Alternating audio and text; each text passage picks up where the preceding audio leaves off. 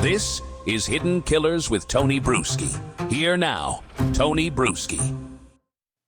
Let's rewind the tape on the Donna Adelson trial. Not all the way to the murder of Dan Markel, but to the moment the whole case cracked wide open. A folded piece of paper.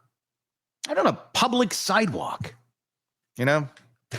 One extremely unbothered grandmother named Donna Adelson. This is the moment prosecutors call the bump.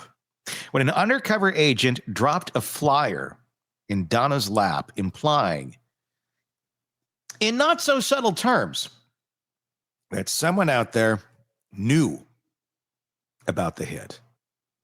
Now, you'd think an innocent woman might do something, and anything, besides calmly dialing her son, Charlie, 22 minutes later, like she was confirming brunch plans. But Donna didn't flinch. No panic, no confusion, no, Harvey, call our lawyer.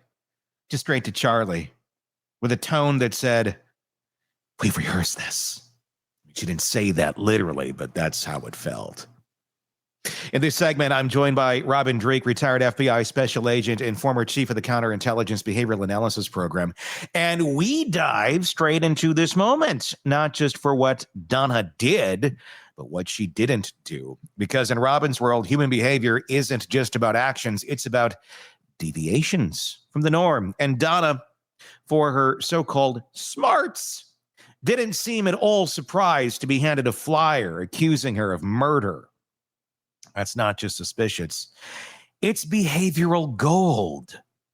We're going to unpack what law enforcement was really doing with this bump, what they hoped to trigger, what they were listening for on the wire, and what they got instead. Robin's going to walk us through how these tactics work inside investigations, why the reaction is often more important than the event itself, and how Donna's flatline and that response told investigators everything that they needed to know. We're also going to touch on one of the most damning post-bump facts in the case, the sudden stop in checks to Catherine McBonna, the woman prosecutors say served as a go-between for Charlie and the hitmen. Funny how that well dried up just minutes after Donna was nudged by an undercover agent. It's not a coincidence. It's called damage control. It's going to be setting the foundation for understanding Donna's mindset, not just what she might have known, but how she reacts when the walls start closing in. And spoiler alert, it's not with guilt or fear. It's with cold calculation. So let's start right there. The flyer, the phone call, and the eerie calm of a woman who should have been shocked, but clearly wasn't. Let's go to the conversation with Robin. What kind of red flags go off when someone receives a direct threat and responds like it's another Tuesday? Let's get into it. Yeah, so when we're looking at human behavior, what we're always doing is we're looking at, as I've said so many times in my life now, that arc, and we're looking at arcs. We're looking at what is normally this person doing every single day, every single moment. Because when we start seeing a deviation, that means something's changed. In other words, what we're doing is, it's interesting. We're actually administering our own polygraph exam the way that we're doing this. Because what polygraph exams do is they are measuring physiological responses to stimulus. And what they're doing is, so when an interviewer asks a question, they're looking at their machine to see if that questions got a response in their biology somehow. Did they stress? Did their breathing rate change? Did their respiration change? Did their perspiration change? All these things change. And so when we're looking at the way you and I do, we look at these behaviors, we are basically doing our own polygraph. Not a polygraph is like we're trying to detect deception, because what polygraphs do is they detect change. And so in this case, what we saw was when this thing is dropped on her lap and the conversation happens, the bump, and I've done bumps. These are fun, actually. Because you're curious. You do a bump because you're curious. I read the backstory. Again, I'm kind of digressing, I know. Yeah, no, you're great. I read the backstory about why they need to do this, because the line wasn't getting a lot of action. And so when an overhear isn't getting a lot of action, you're trying to make sure that the line is good, that we're actually up on it. And also, is there anything going to be useful here? Because what happens, so here's the administrative backstory of it. If a line isn't getting any action and you have to renew these things on a U.S. person like every 90 days or sometimes 60 days during investigations, which is a lot of paperwork, if you can substantiate to the judge how this intrusive technique is benefiting the case, then they have to shut it down. So they have to do something to generate something on this line in order to justify it staying up. Again, I don't know if that's the particulars of this, but that's in general. And so it's exciting to see what response are we going to get. And you're anticipating a response. But what also happens is if you don't get a response like you're anticipating, that's also very telling. And that's what we have here. So yes, she called her son, but let's look at her demeanor of like how she interacts with everyone every single day, that confidence, that seemingly control of her environment, non-emotionally crazy. And so that's what we saw here. The fact that she gets bumped and she gets interacted with by another human being that drops potentially a bombshell of information on your lap or has a conversation with you, this should trigger a physiological response of, oh my gosh, what's this? Change. But what we had almost no effect. We had calling the son, which is a data point, but her behavior when she called the son is what I'm looking at. Did she freak out? Was she exasperated? Or did she normally act like she normally does during the conversation, the dialogue, the tempo, all these different things with the interaction? And the fact that she maintained a pretty baseline of the way she's interacting says the information did not shock her. Yeah. That's the thing. I mean, she knew there was no what flyer. Who could have done this? Is this something you're involved with, Charlie? Is this one of your friends on the playground? Oh, wait, you're 38 years old and I still pay your bills. It should have been, in other words, here's what you should have had. You should have had confusion. Yeah. If this information, if she knew nothing, there would have been, what is this about? Right. It'd be confusion. It would make no sense. So if you had zero knowledge of this information until this point, it would be confusing. I don't necessarily zero in on who she calls or doesn't call. I mean, I think it's a data point for the entire investigation, because if she does have a closer relationship with her son, she's going to call her son. If she thinks her husband's a moron, again, these are data points we really don't know in this moment. Yeah, you know that this happened potentially, but again, I'm looking at her actual response to the information that should have been a shock to her. It should have been different than what she's aware of. And the fact that it wasn't that says that this information that's laid out to her was not surprising to her. So in other words, there's knowledge. And that's, I think, what they're testing. What do you think they knew about Donna at the point of the bump? So prior to going into this, were they still trying to figure out how interconnected she was with this, and this was going to give them that next building block to confirm on the arc of her behavior? Were they expecting the reaction that they got, or were they still kind of iffy before all this took place on, what does mom know about this? Yeah, Again, I don't know them from that standpoint, but what I'd be curious as if I was the investigator, kind of coming in a little cold because I don't know what they knew at the time, but I would be looking at that. I'd be doing this because I'm really deeply curious. I'd have suspicions based on interviews and interactions and watching this whole family dynamic that she was involved in some way.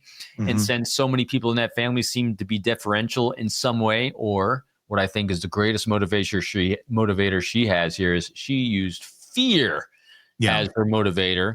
People were fearful of going against her and rationalizing around she's just a compassionate, caring person. And as her daughter said on the stand, I don't believe you can care too much. That was an interesting statement by me, but we'll get back to that in a few minutes.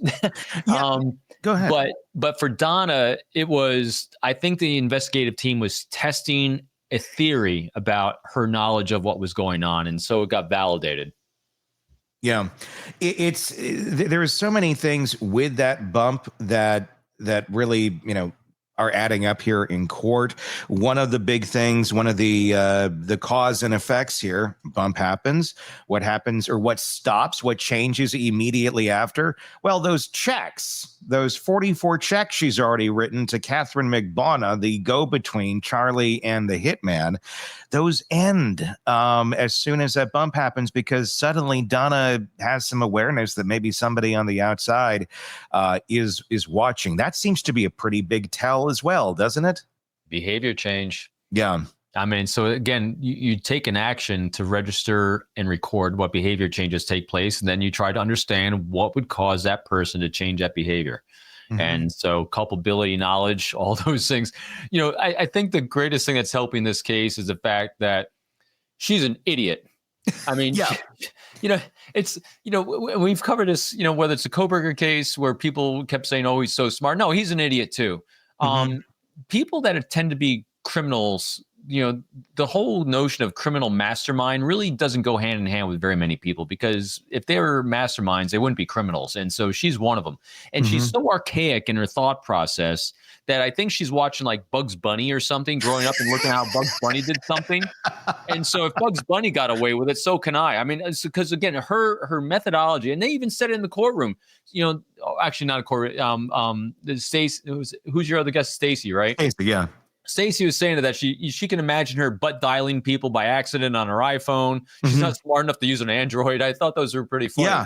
I totally agree. I think she is just so rudimentary in her understanding of law and investigations from watching like MacGyver or something, that she's just an idiot. And so when people keep overthinking criminals, she is a complete moron, and she is running in her own mind a criminal enterprise to take down the son-in-law, thinking that she's the smartest person in the room. And why? Because everyone in her family, her echo chamber, for all these years, to placate mom, have told her she's the smartest person in the room. And that's an interesting thought experiment right there, that they think she's the smartest person in the room. Do they really think, or was it more, we're going to act like she's the smartest person in the room because the wrath of her, if we make her feel like she's not, is not worth going down that road? I mean, this is the woman who literally, I think Bugs Bunny is a great metaphor here, laundered money in a washing machine. She threw a Tide Pod in. You can imagine the episode with Rocky and this cohort. If I was this, would I throw my friend Rocky in the oven, and throw the match in the oven? And it's cartoonish. It's like you expect there's a big box of TNT next to the washing machine as well, and it's accidentally going to go up, and the Roadrunner runs through Donna's house. Meet. Yeah. And then then she's sitting there with all the money burning around her, and her face is black. I know. I know it's my FBI scientific way of explaining things. It is. Great. But it's so comical, the fact that she did this. And Charlie even answered when Catherine called and said, why is the money in this bag wet and molding? Mom put it in the washing machine and stapled it together too, of all things. It's just, okay, this is her thinking. This is literally Donna on her own, Charlie saying, we got to launder the money. I need that money. And she thinks her next step is to put it in there with some scent beads and press spin cycle. And this is the best way to get the money, and then shows up with it as if this is, at first I'm like, does that show dementia? I don't think it does. This just shows how stupid she is. Or she's hyper OCD. Yeah. And germaphobe. So again, guessing at why people do things, it's challenging. It fits a fun narrative. There is no doubt. But she pulled it from their safe. Yeah, I know. So do I think that she did it because she didn't really understand the concept of money laundering? Yeah. Maybe. It's. I almost wonder. Outlandish, but I don't want to sound like an idiot if I agree. But at the same time, it fits, from what I think about her as a human being. So let's just take a beat and let all that settle. The bump, the call, the immediate freeze on the cash flow to Catherine McBonna. You don't need to be a behavioral expert or a federal agent to recognize how unnatural that response was, but it helps when someone like Robin Dreeke comes along and lays it out with clinical precision. This wasn't panic. This was pattern. Donna didn't react like someone caught off guard. She reacted like someone used to being in control of her family, her narrative, and apparently her alibis. Let's not breeze past what Robin pointed out. When a person's behavior doesn't deviate in the face of a threat, it's not a tell. That's your alarm bell, especially someone like Donna, who by all accounts lives her life choreographing. There we go. I can speak today. Choreographing. I knew it sounded wrong to me. Choreographing everyone else's. A normal person gets bumped with a flyer implying they orchestrated a murder. That's going to be a spiral turn right there. They flinch, they freak out, but not Donna. Donna keeps her tempo, makes a call to the one person who just so happens to be aligned with her and acts like she's asking him to pick up dry cleaning. This is where things start to fracture. You don't just see suspicion. You see control unraveling. The bump didn't just test Donna's reaction. It exposed her operating system. For years, she'd been the matriarch. She was the one calling the shots, the person whose manipulation was masked as caring too much. But in a single moment, with a simple piece of paper, in one recorded call, law enforcement had a window into how orchestrated this might have been. More importantly, how unsurprised she was to be nudged. And Robin touched on something I don't want you to miss. The real power of these psychological probes isn't in the stunt. It's in what it reveals. Donna didn't call her lawyer. She didn't call Harvey. She didn't even ask, yeah? And 22 minutes later, those payments stop. Boom, the end of the transaction chain. Now, if you're on a jury and you're paying attention, that's not a coincidence. That's cause and effect. That's behavior. So this first act isn't just a smoking gun. It's a silent scream from someone who thought she'd never be questioned, and now she is in the courtroom on wiretaps in her own family. Coming up in our next piece of the conversation with Robin, we're going to move past the bump and into something far deeper. Donna's influence over her family, the psychological chokehold she seemed to have on Charlie, Wendy, and even Harvey. It's one thing to orchestrate a crime. It's another to emotionally program the people around you to believe it's all for their own good. We're to talk about what happens when loyalty turns into fear and family becomes collateral. Be sure to press subscribe so you don't miss that conversation right here. If you're not on our YouTube channel already, be sure to just search Hidden Killers with Tony Brueski wherever you are on YouTube. And you can make that search wherever you get podcasts as well, so you don't miss any of our conversations on this case and the many that we're covering for you right here. And do let me know your thoughts in the comment section on YouTube. Really curious about that. Until next time, my name is Tony Brueski. We'll talk again real soon.